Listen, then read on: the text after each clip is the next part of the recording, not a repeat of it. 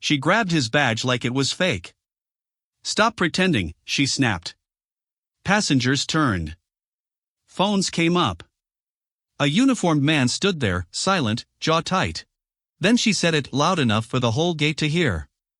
"You're not a pilot. You people always try this." The air went dead. And he made one call. What you didn't see was what she did right before that.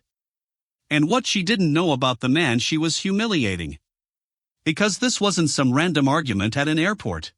It was a chain of decisions, small, careless, and arrogant, stacking up fast. Someone thought they could police dignity with a loud voice.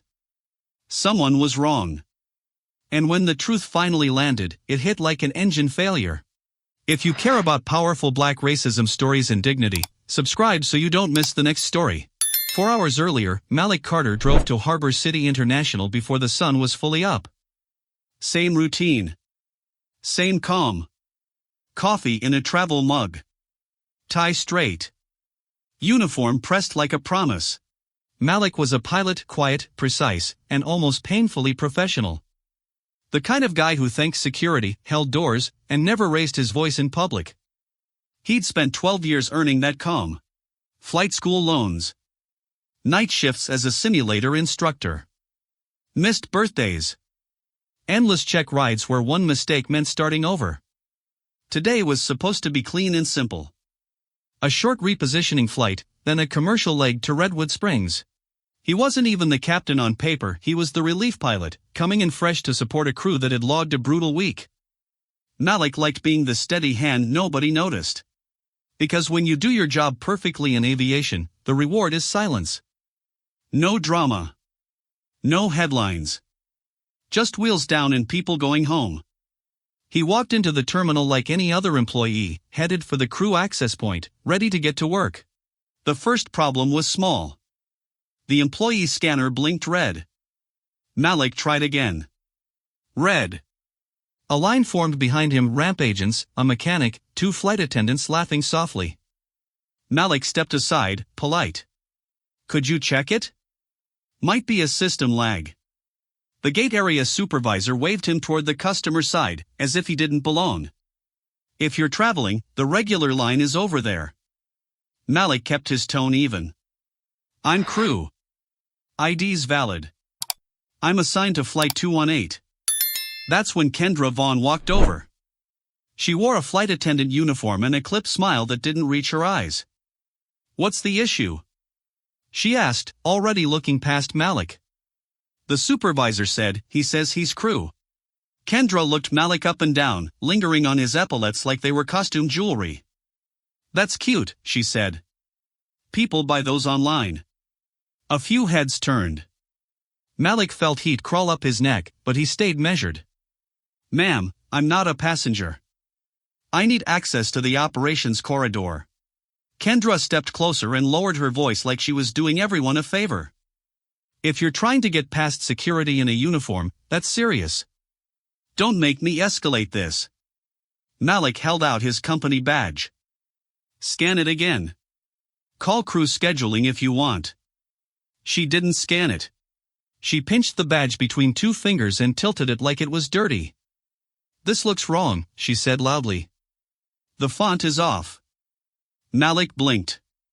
The font was the same badge that every employee had. Then Kendra turned to the supervisor and said, "He's lying. Get airport security."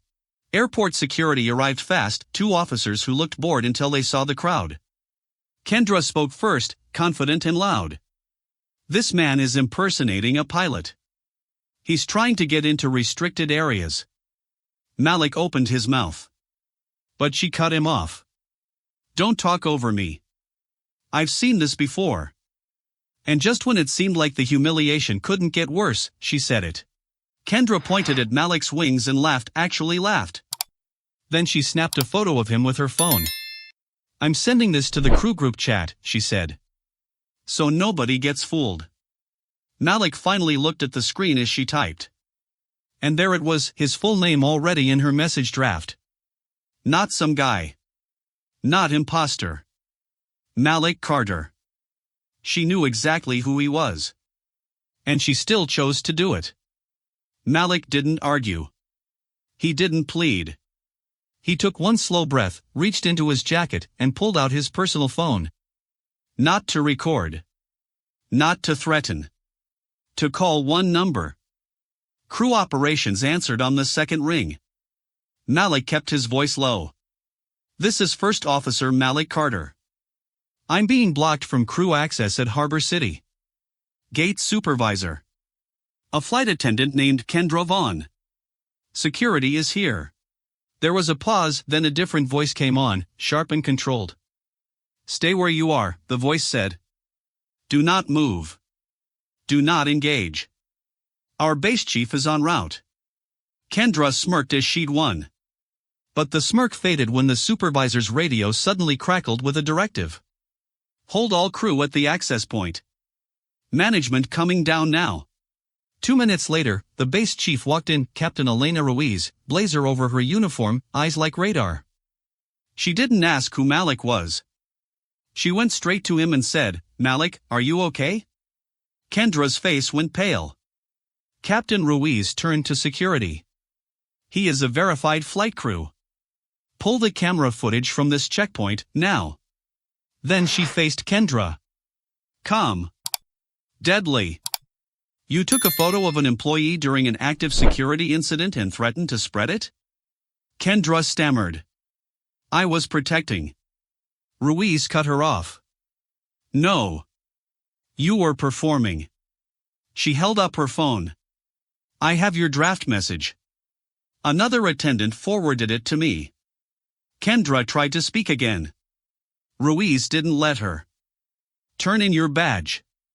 You're removed from duty effective immediately. Right there. In front of everyone.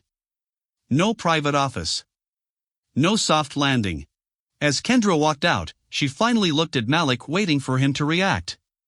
He didn't gloat. He didn't smile.